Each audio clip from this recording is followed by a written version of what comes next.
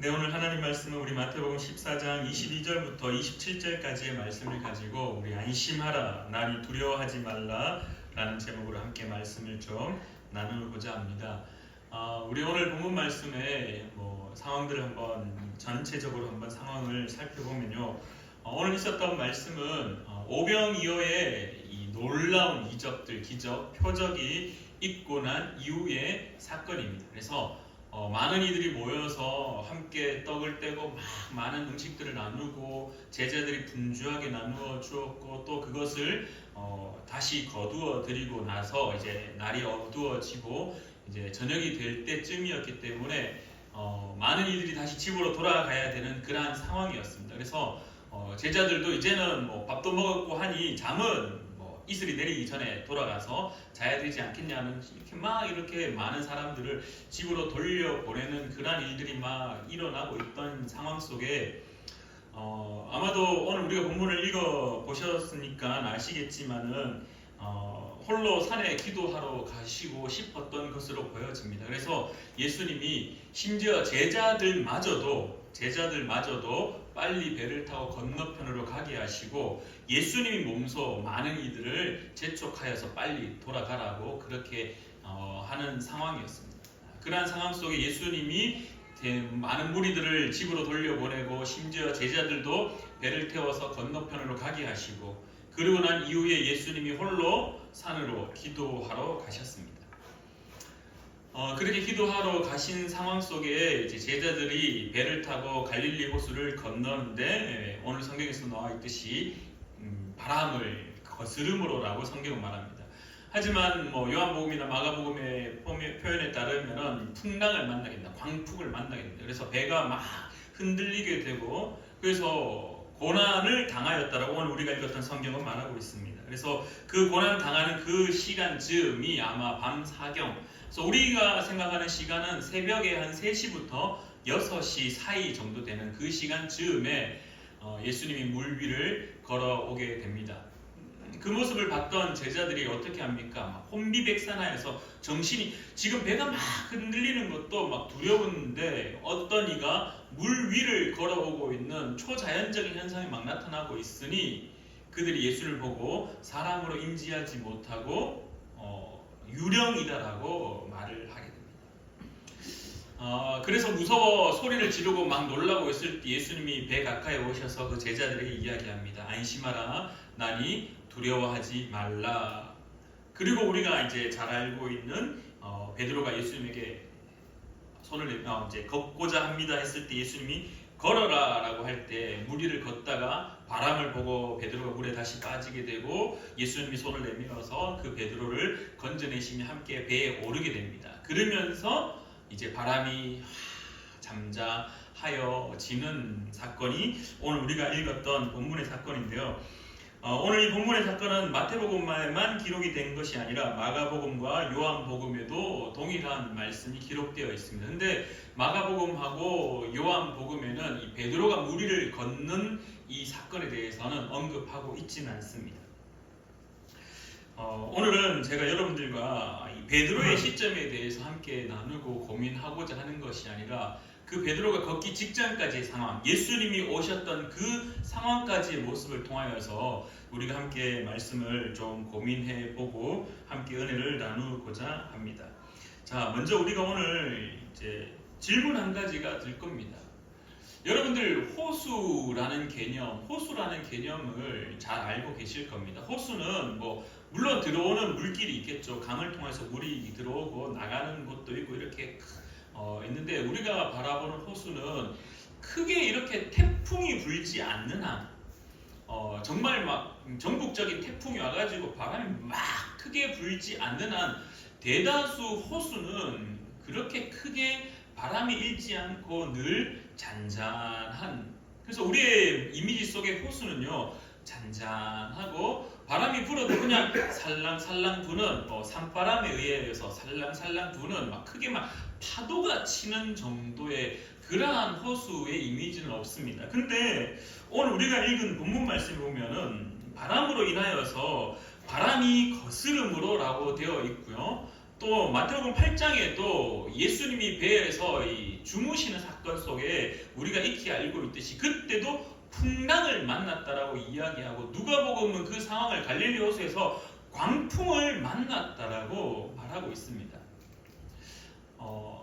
이스라엘은 뭐 독특한가? 갈릴리 호수는 뭔가 독특한가? 왜 그 호수에 이 풍랑, 파도가 칠 정도의 광풍이 불었느냐? 우리 영상 한번 띄워 주시겠습니까? 네, 제가 직접 찍은 영상입니다. 한번 보시겠습니까?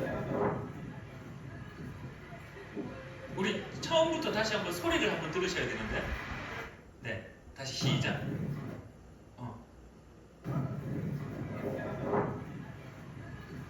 혹시 이 소리가 들리십니까? 이게 지금 갈릴리 호수, 제가 성지순례 인솔 했을 때 갔던 그 갈릴리 호수거든요. 오병이어의 기적이 일어났던 타브가 인근에 있는 갈릴리 호수인데, 제가 갔을 때도 바람이 낮임에도 불구하고 오후 시간대인데도 바람이 세차게 불어오는 것을 경험했습니다. 저기가 이제 갈릴리 호수인데요. 네, 됐습니다. 마태복음 8장 24절에도 보면은 큰 놀이 일어나 배가 물결에 덮였다라고 성경은 말하고 있고, 누가복음 8장 23절에도 마침 광풍이 호수로 내리치매라고 되어 있는데요. 갈릴리 호수는 이 지역적인 특색이 한 가지 있습니다. 제가 이제 제 몸이 갈릴리 호수라고 생각해 보겠습니다. 제 몸이 갈릴리 호수인데, 지금 일어났던 타브가 금방 제가 보여드렸던 갈릴리 호수는 제 오른쪽 심장 쪽에 있던 땅입니다. 그래서 여기서 지금 오병이어의 사건이 있었고 오늘 본문 말씀이 시작되었던 지점인데요. 이쪽 편이 어디냐면은 지중해 바다입니다. 지중해 바다에서 이 따뜻한 바람이 이렇게 이제 그 골짜기를 통해서 따뜻한 바람이 확 밀어옵니다. 그럼 제 머리 있는 부분이 무엇이냐 하면, 여러분들이 잘 알고 있는 다윗의 뭐 시편에도 나와 있지만 헐몬의 이슬이라는 말 아시죠? 헐몬산은 만년설입니다. 꼭대기가 늘 눈이 있어서 이스라엘임에도 불구하고 헐몬산 꼭대기에서는 스키를 탈 정도로 눈이 있습니다. 그래서 이 헐몬산, 이 위에 지방에 있는 북쪽 지방에 있는 이 헐몬산에서부터 차가운 바람이 갈릴리 호수 쪽으로 쫙 밀어 들어옵니다. 그래서 이 동쪽이라고 표현해야 되죠. 여기 서쪽이죠, 서쪽. 그러니까 지도상으로서는 지중해에서 따뜻한 바람이 확 밀어 들어오고, 북쪽 헐몬산에서부터 찬 바람이 확 밀어붙였을 때 두 바람이 온도차로 마주쳤을 때, 그때 이 온도차 때문에 이 배가 뒤집어질 정도의 광풍이 갈릴리 호수에 일어난다는 게 실질적으로 지금도 그렇게 갈릴리 호수에서는 광풍이 파도가 칠 정도의 풍랑이 일어날 때는 막 확 뒤집어질 정도의 날씨의 변화가 일어난다, 그렇게 이야기를 하고 있습니다. 그래서 우리가 보는 성경이 뭐 호수인데 어떻게 풍랑이 일어라고 이야기한다면, 지역적인 특색으로 인하여서 그 호수에 그런 풍랑이 실질적으로 일어난다라는 사실을 우리가 머릿속에 염두해 두시고 우리가 한번 좀 더 말씀을 좀 더 깊이 나아가기를 바랍니다. 이렇게 풍랑이 헐몬산에서부터 차가운 바람, 지중해로부터 따뜻한 바람이 불어와서 갈릴리 호수에 풍랑이 일어났습니다. 근데 언제 주로 이런 현상이 나타나냐 하면은 성지순례 갔을 때 그 유병성 목사님 말씀하기를 낮에는 주로 이렇게 광풍이 일어나지 않는답니다. 잔잔한 바람이 일어나는데, 주로 저녁 해가 떨어지기 시작하면은 이제 이 헐몬산에서부터 산에서 바람이 싹 밀어 들어오기 때문에 그렇게 파도가 일어나기 시작한다라고 이야기합니다. 그래서 해가 떨어지는 저녁이 되면은 점차 바람이 세게 불어들고 파도가 치는 것처럼 이렇게 물결이 세게 들면서 밤늦은 시간이 되면은 때로는 배가 뒤집힐 정도의 그런 풍랑이 일어난다라고 말하는데요. 어쨌든 그런 풍랑 속에 오늘 성경에서는 이렇게 이야기합니다. 배가 이미 육지에서 술이나 떠나서 바람이 거스름으로 물결로 말미암아 고난을 당하더라라고 성경은 말하고 있습니다. 여기서 우리가 한 가지 또 짚고 넘어가야 될 것이 있는데요. 여기서 말하는 고난, 도대체 이 제자들이 어느 정도로 힘들었을까를 우리가 머릿속으로 한번 생각해 보고자 합니다. 헬라어 성경에서 이 고난을 당하더라를 무엇이라고 표현하나 하면은 바사니조 메논이라는 말을 씁니다. 바사니조 메논, 고난이라는 말을 바사니조 메논이라는 말을 쓰는데요. 이 바사니조 메논이 어디에 쓰이는지 우리가 한번 생각해 알려드리면요. 이 바사니조 메논은 이 임산부, 이 산모가 이제 그 출산의 날이 다 되어서 출산으로 갈 때 그 해산의 고통을 표현할 때 바사니조 메논이라는 말을 씁니다. 참고로 제가 저희 아들 다민이가 태어날 때 저는 들어갔었거든요. 그 이제 분만실에 들어가가지고 머리를 이렇게 막 드라마 같은데 보면은 산모가 막 니 때문이다 그러면서 막 머리를 막 뜯으면서 그 출산의 아픔을 표현하는데 감사하게도 저는 머리는 뜯기지 않았습니다만은 어쨌든 그 출산의 현장에 같이 들어가서 여기 이제 로즈마리 그 병원에서 거기는 좀 독특하게 이렇게 산모가 아이를 출산할 때 힘을 줄 수 있도록 등을 기대어 주라라고 이야기를 하더라고요. 그래서 산모가 등을 이렇게 치켜 세우면서 딱 올릴 때 등을 남편님 등을 딱 이렇게 등을 맞대어서 힘을 줄 수 있도록 딱 해주세요라고 하는데 막 그때 제가 느꼈던 그 해산의 고통, 저도 힘을 엄청 주면서 그렇게 그 시간을 보냈었는데 어쨌든 이 바사니조 메논이라는 말이 이 산모가 겪었던 그 아픔을 표현할 때 쓰는 말이라는 거예요. 그래서 이 바사니조 메논이라는 말은 산모가 고통을 참지 못하여 소리를 지르는 모습. 그래서 이 오늘 성경에서 바람을 거스름으로 물결로 말미암아 고난을 당하였다라는 이 표현 속에 제자들이 처해 있던 상황은 정말 죽을 것만 같은 상황이었다는 겁니다. 우리 이제 다 출산을 해보신 우리 어머니들이 있지 않습니까? 그때 아픔을 가히 상상할 수 없을 정도로, 그래서 뭐 주변에 친구들하고도 이야기할 때 아이를 다시 놓을 수 있냐라고 물어보면은 그때의 아픔이 너무나 아팠기 때문에 다시는 그 아픔을 겪고 싶지 않을 정도다라고 이야기를 하는 모습들을 나누었습니다.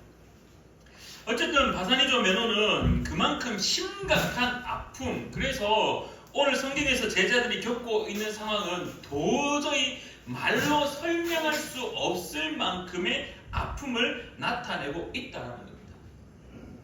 또한 우리가 다르게 표현한다면 그 파도가 막 치고 풍랑이 불고 바람이 불고, 근데 여러분들 우리가 앞서 알고 있다시피 마태복음 8장에 이미 한번 갈릴리 호수에서 풍랑을 한번 경험했습니다.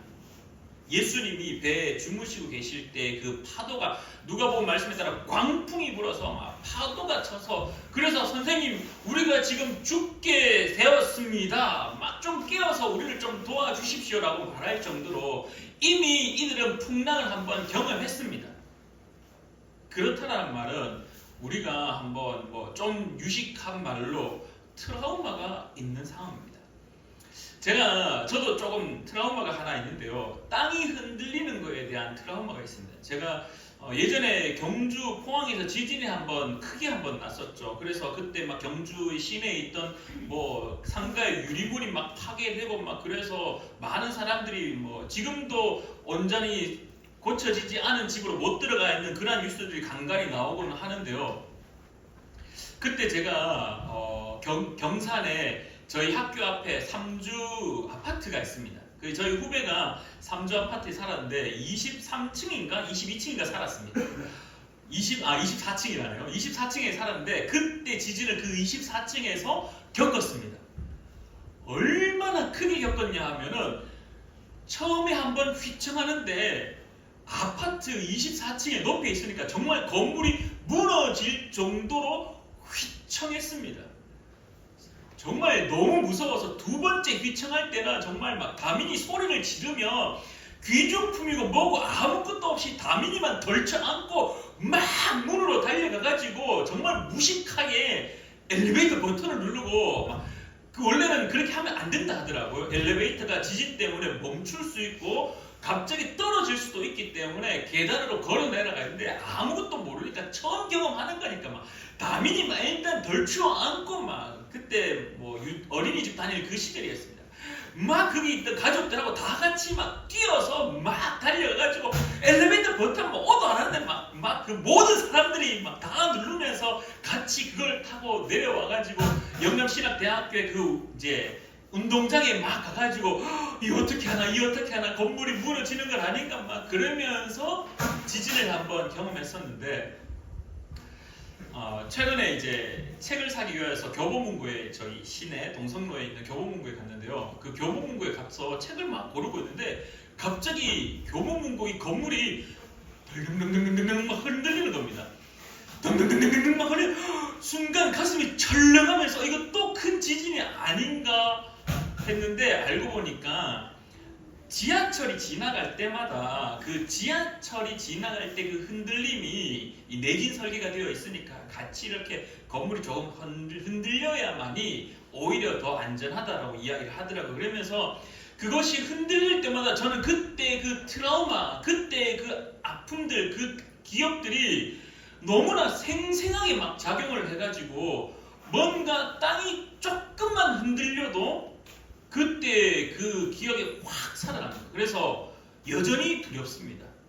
지금도 뭔가 어디를 가다가 최근에 한번 또 지진이 한번 일본에서 있었는데 그 흔들림이 이렇게 느껴질 정도로 저는 그런 아주 남들은 잘 모르지만 미세한 흔들림에 그때 그 기억이 있어서 이 트라우마가 작용이 되어가지고 힘듭니다. 마찬가지 오늘 이 갈릴리 호수에서 이 물결로 인하여 고난을 겪었던 예수님의 제자들은 아마도 이 마태복음 8장에서 한번 경험했던 그 풍랑, 그때도 죽을 것 같았던 그 상황들, 아마 오늘 이 마태복음 14장에 경험하던 이 갈릴리 호수의 광풍을 만났을 때 제자들도 동일하게 이 트라우마를 겪었지 않았을까. 그래서 오늘 제가 여러분들에게 또 이런 말을 적어놨습니다. 제자들의 상황은 공포에 사로잡혀 있었을 것이다. 그 주어진 상황이 너무나 힘들었고 그들의 상황 속에 도대체 무엇을 해야 될지 몰랐던 상황이었다라는 겁니다.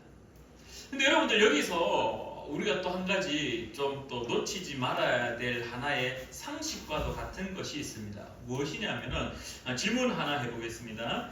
예수님의 제자 중에 어부가 몇 명이었을까요? 예수님의 제자 중에 어부가 몇 명이었을까요?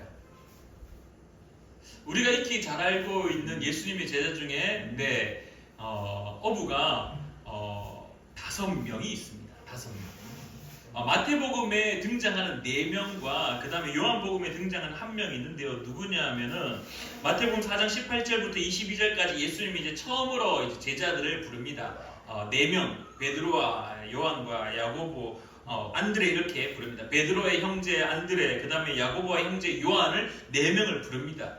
그리고 난 이후에 나중에 요한복음에 보면요, 동일하게 이 벳세다에 살았던 야고보와 요한과 함께 고향의 출신이었던 빌립도 함께 제자로 부름을 받게 됩니다. 그래서 이 예수님의 제자 중에 어부가 무려 5명이었답니다.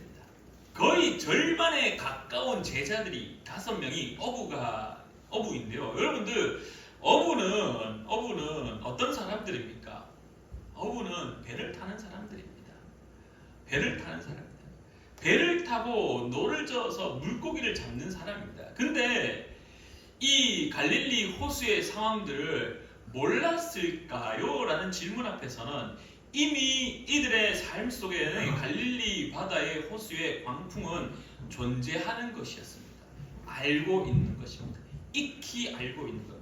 그래서 때로는 광풍이 불 때는 고기를 잡으러 나가면 안 된다라는 것도 알고 있었고, 또 광풍을 만나게 되면, 풍랑이 일게 되면 배를 어떻게 저어야 되는지도 알고 있는, 이미 그들의 삶 속에 이 갈릴리 호수에 대한 이해와 이 노하우가 충분히 있던 사람이 무려 몇 명이나 있었냐 하면은 5명이나 있었다라는 사실입니다. 이렇게 우리가 놓치고 있는 사실이지만은 예수님의 제자 중에 무려 5명이나 갈릴리 호수에 대한 이해가 충분히 있고 물고기를 잡으면서 이 갈릴리 호수를 어떻게 해야 되는지를 알고 있는 노하우를 가진 이들이 5명이나 무려 있음에도 불구하고 광풍을 만났을 때 그들의 상황은 죽을 것만 같았다라는 것입니다. 그리고 한 가지 더 우리가 놓치지 말아야 될 것은 26절 말씀입니다. 25절부터 다시 한번 보겠습니다. 밤 사경에 예수께서 바다 위로 걸어서 제자들에게 오셨습니다. 그때 예수님의 제자들은 어떻게 그 상황을 표현하냐면은 제자들이 그가 바다 위로 걸어오심을 보고 놀라 유령이라 하며 무서워하여 소리 지르거늘 이라고 해요. 물론 예수님이 걸어오시는 모습이 놀라웠겠죠. 아무도 바다 위를 걷는 것을 상상할 수 없고 생각할 수도 없고 이해할 수 없는 초자연적인 현상. 그래서 당연히 예수님이 걸어온다라고 생각하지 않고 그냥 어떤 달빛에 비춰지는 물이 어른어른거리면서 바람이 불고 광풍이 불 때 그냥 그 달빛에 반사되어지는 어떤 놀라운 뭔가 형태는 있지만 알 수 없는, 얼마 전에 제가 한번 나누었듯이 개와 늑대의 시간, 무엇인지 제대로 분간할 수 없는 상황. 근데도 주어진 상황은 이미 막 파도가 치고 풍랑이 바람이 불고 혼비백산한 상태. 그런 상태에서 어떤 무엇인가가 걸어오는 모습. 그래서 그들이 말하기를 유령이다라고 소리를 치고 있는 모습. 무려 문제가 그들 가운데 심각하게 닥쳐왔다라는 것입니다. 심각하게 닥쳐왔다라는 겁니다. 여러분들 한번 생각해 보십시오. 갈릴리 호수에 풍랑이 막 일었습니다. 그때 베드로와 요한, 야고보 그리고 안드레, 빌립 이 5명이 과연 가만히 있었겠습니까? 배 끝에 그냥 앉아서 배만 붙잡고 그냥 덜덜덜 떨면서 그냥 가만히 무서워만 했겠습니까? 아니라는 거죠. 이미 이 사람들은 어부였고 이 갈릴리 호수에 대한 이해도가 있었고 바다에서 배를 띄웠던 사람이라는 겁니다. 그러면은 살기 위한 자신이 가지고 있던 노하우를 충분히 다 활용할 수 있을 정도로 앞서 나가서 베드로와 같이 그렇게 앞서 나가던 사람이 얘들아 이것 좀 붙잡아라, 여기에 물을 좀 어떻게 퍼내라, 그러면서 너를 이렇게 저어야 된다라고 하면서 자신이 가지고 있었던 노하우를 총동원하고 있었던 상황. 그럼에도 불구하고 배가 뒤집히기 일보 직전이었던 상황. 그런 모습들, 그러한 상황 속에 누군가가 걸어오는 모습들이 보였고 그것을 바라보며 예수님을 향하여서 유령이다라고 외쳤던 그 상황. 오늘 우리가 살아가고 있는 모습이 이 예수님의 제자들과 별반 차이가 없음을 우리는 발견할 수 있습니다. 세상의 삶을 살 때 우리는 문제를 딱 마주칠 때 제일 먼저 하는 행위가 무엇이냐면 내가 가지고 있는 생각들, 내가 가지고 있는 노하우들을 총동원해서 그것을 해결하려고 일단 노력은 합니다. 왜냐하면 내가 거기에 대한 충분한 지식도 있고 내가 거기에 대한 충분한 이해도가 있기 때문에 내가 스스로 뭔가를 해보려고 하는 노력들이 충분히 있습니다. 그러나 오늘 성경을 통해서 우리가 바라봤듯이 감당할 수 없을 만큼의 광풍이 몰아쳤을 때 이 제자들의 상황은요 혼비백산입니다. 도대체 무엇을 할 수 없을 만큼의 상황이었다라는 거죠. 오늘 우리도 마찬가지죠. 우리가 감당할 수 없을 만큼의 상황이 주어졌을 때는 그냥 두 손 두 발 다 놓고 기버, 아무것도 할 수 없어. 그냥 막 소리만 지르고 막 도대체 무엇인지 알 수 없어. 인지 능력조차도 다 상실되어 버려서 예수님이 오고 있음에도 불구하고 예수님을 인지하지 못하여서 소리만 치고 그냥 두려워서 그냥 트라우마 상황 속에서 그냥 막 떨고만 있는 상황. 27절에 예수님께서 오셨습니다. 그리고 즉시 이르시되 안심하라 나니 두려워하지 말라라고 말씀하십니다. 그리고 난 이후에 우리가 잘 알고 있듯이 오늘 우리는 베드로의 사건을 잠시 내려놓고 마지막에 이렇게 됩니다. 32절 말씀에 배에 함께 오르매 바람이 그치는지라. 마가복음도 마찬가지고 요한복음에도 마찬가지. 예수님이 오셨을 때 안심하라, 난이 안심하라, 두려워하지 말라라고 하고 그들과 함께 배에 오를 때 바람이 다 그쳐져 버렸습니다. 그래서 우리는 여기서 무엇을 생각하냐면요, 예수님께서 과연 이 제자들의 상황을 다 알고 계셨을까? 예수님이 저렇게 주어진 상황들을 알고 계셨을까? 알고 오신 걸까? 아니면은 그냥 예수님이 뜬금없이 그냥 물 위를 걸어서 제자들이 어떻게 지금 지내고 있냐 궁금해가지고 왔을까? 여러분들 생각은 어떻습니까? 여러분들 생각은 어떻습니까? 오늘 우리가 이 말씀을 우리가 어디에서 발견해야 되냐면요, 마가복음 6장 48절을 우리가 한번 살펴보아야 될 것 같습니다. 이미 예수님은 제자들에게 주어진 상황들을 다 알고 계셨습니다. 우리가 이 사건 속에서 놓치지 말아야 될 첫 번째 모습입니다. 제자들의 고난을 이미 예수님은 알고 계셨다는 겁니다. 마가복음 6장 48절에 바람이 거스름으로 제자들이 힘겹게 젖는 것을 보시고 라고 되어 있습니다. 힘겹게 젖고 있는 것을 보았다. 베드로와 요한과 안드레, 그 다음에 빌립 이런 이제 어부들이 배를 탈 줄 아는 사람들이 이 살기 위하여서 자신이 가지고 있었던 노하우들 총동원해서 막 배를 막 죽기 살기로 막 접고 있었다는 겁니다. 그 상황들을 예수님이 모른 채 하였냐라는 것이 아니라 예수님이 이미 그것을 다 보고 계셨다는 겁니다. 그들이 죽기 직전까지 되어서 막 살려달라고 소리치는 것들, 풍랑이 막 불 때 선생님이 도대체 어딨냐라고 하는 그 모든 상황들을 예수님이 이미 다 살펴보고 계셨다라는 것입니다. 여러분도 혹시 지난 금요일날 제가 설교했던 것, 하나님의 이름에 대해서 엘로이라고 설교했던 거 혹시 기억하시나요? 엘로이. 하갈이 그 힘든 고난에 처해졌을 때 하나님께서 하갈에게 와서 너의 아들 이름을 이스마엘이라 해라. 내가 다 듣고 있다. 그래서 하갈이 하나님을 향하여서 하나님, 당신은 나를 살피시는 하나님이시군요 라고 고백했던 하갈의 고백.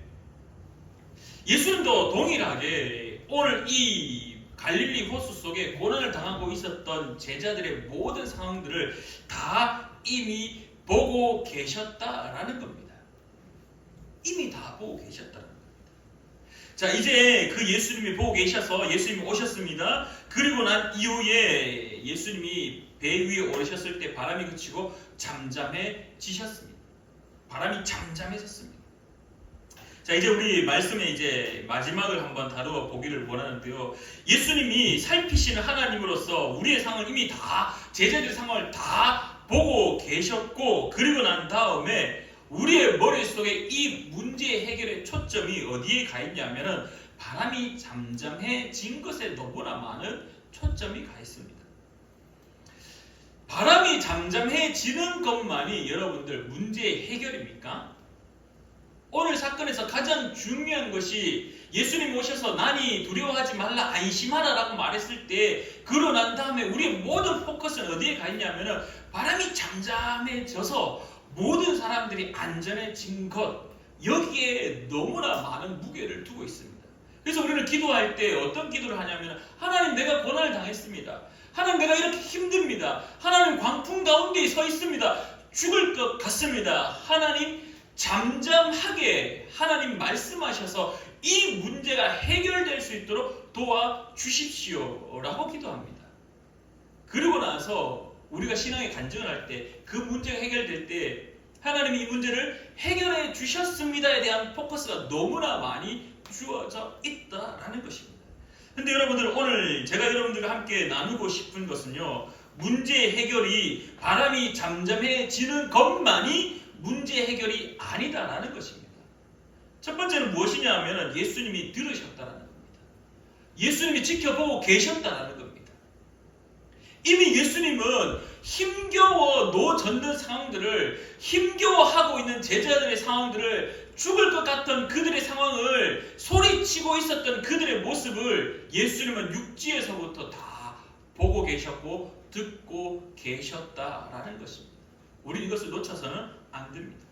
그리고 난 이후에 예수님이 물 위를 걸어오기 시작했다라는 겁니다.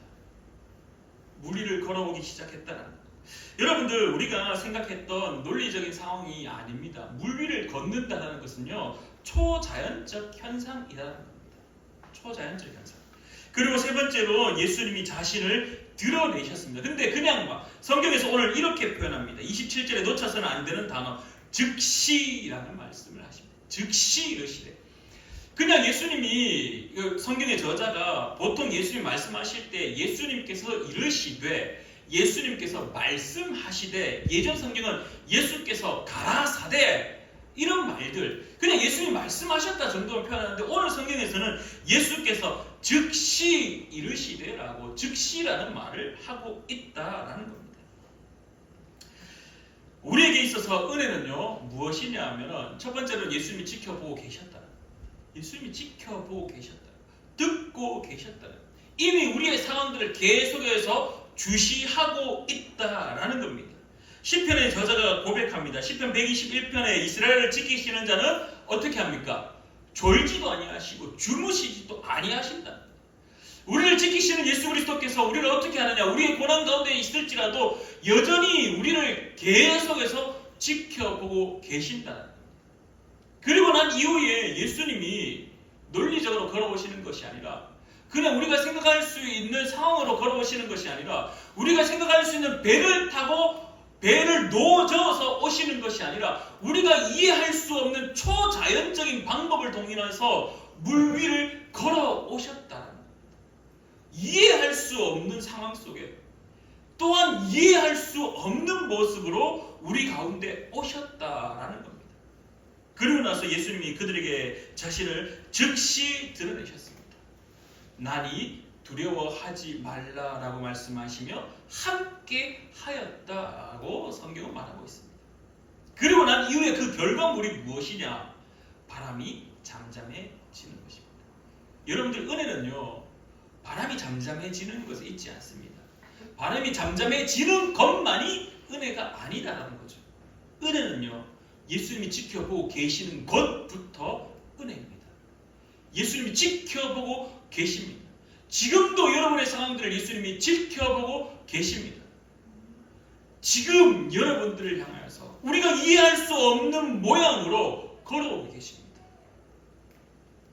버스 타고, 노를 저어서 배를 타고 우리가 이해할 수 있는 상황들, 그런 모습으로 오시는 것이 아니라, 이해할 수 없는 초자연적인, 얼마나 급했으면 제자들을 구원하기 위하여서 얼마나 급했으면 물 위를 걸어오는 거 보고 당연히 놀랄 거다라고 알고 계셨지만, 얼마나 급했으면 제자들을 살리기 위하여서 물 위를 그냥 막 걸어오셨을까? 우리가 이해할 수 없는 방법으로 예수님은 우리를 문제를 위하여서 달려오고 계신다는 사실. 그러면서 동시에 예수님을 스스로 즉시 자신을 드러내시면서 말씀하셨습니다. 안심하라, 안심하라. 나니 두려워 말라 라고 말씀하시며 그들과 함께 하였던 모습. 우리가 살아가면서 예수를 그리스도로 고백하며 주님 앞에 엎드리며 우리의 문제를 하나님 앞에 올려드립니다. 근데 우리는 늘 바람이 잠잠해지기만을 바랍니다. 바람이 잠잠해지는 것에 너무 많은 무게를 두고 있습니다. 바람이 잠잠해지는 것만을 은혜로 여기고 살아갑니다. 그래서 모든 문제가 해결되어야지만이 하나님의 은혜였다라고 고백하는 것이 참 나약한 우리의 모습입니다.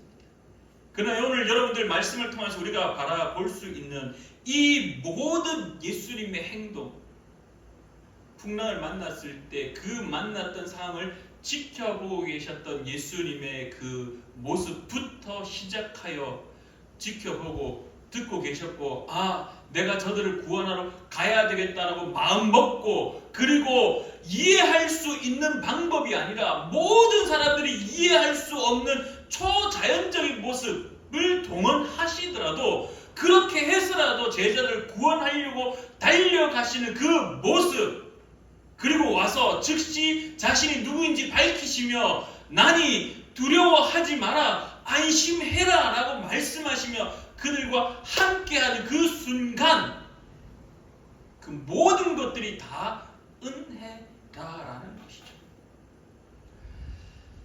우리는 바람이 잠잠해지기만을 바라고 있고, 그래서 우리를 지켜보고 계시는 예수님, 우리를 위하여 달려오고 계시는 예수님, 우리를 향하여 안심하라라고 말씀하시는 예수님에 대해서는 크게 그렇게 비중을 두고 있지 않는 것 같습니다. 단지 이루어져야지만이 그것이 은혜다라고 혹시 말하고 있습니까? 사랑하는 우리 푸른나무 교회 성도님들을 기억하시길 바랍니다. 예수님은 들으셨고 지켜보고 계셨습니다. 예수님은 초자연적인 방법을 동원해서라도 제자들에게 가셨습니다. 그리고 예수님은 즉시 자신을 드러내시며 그 풍랑만난 제자들과 함께 하였습니다. 그럴 때 바람이 잠잠해졌습니다. 오늘 살아가는 저와 여러분들, 예수님이 여러분들을 지켜보고 계십니다. 이거부터 이미 은혜는 시작되었습니다. 그리고 예수님이 여러분들의 문제를 알고 계셔서 그 문제를 위하여 지금 열심히 물 위를 걸어오고 계신다는 사실 기억하시길 바랍니다. 그리고 예수님이 오늘도 여러분을 예배를 통하여서 나니 안심하라, 두려워하지 말라라고 말씀하고 계신다는 거예요. 이것이 전부 다 은혜다라는 사실을 기억하여서 이 은혜의 결정적인 마지막 지점에 이르를 때에 우리의 문제가 해결되어지는, 바람이 잠잠하여지는 그 모든 일련의 사건 전체가 다 은혜라는 것을 기억하는 저와 여러분 되기를 간절히 축원합니다. 기도하겠습니다. 참 좋으신 하나님, 오늘도 주님 앞에 엎드립니다. 그러나 오늘도 우리는 여전히 연약하여서 문제의 해결 지점만을 바라보고 있습니다. 해결될 때에 하나님은 살아계시다라고 말합니다. 해결될 때야 비로소 하나님이 나의 기도를 들으셨다라고 말합니다. 문제의 해결 지점을 바라볼 때에, 경험할 때에 비로소 예수님이 하나님의 아들이라고 고백하는 저희들의 모습이 있습니다.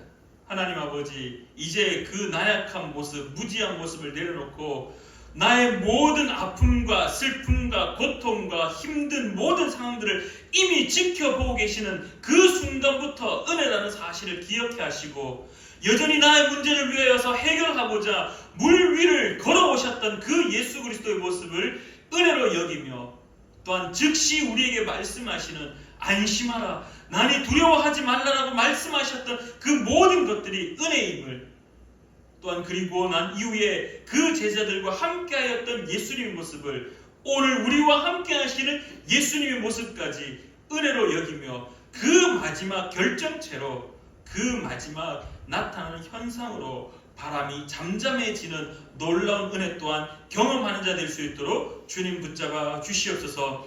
문제가 발생할 때부터 주님께서 우리의 아픔을 아시고 함께 하시고 문제를 위하여 해결하기 위하여 달려오시는 그 예수님을 기억하는, 그건 모든 것이 다 은혜라고 고백하는 사랑하는 우리가 될 수 있도록 주님 붙잡아 주시옵소서. 함께하여 주심에 감사드리며 예수님의 이름으로 기도드리옵나이다. 아멘.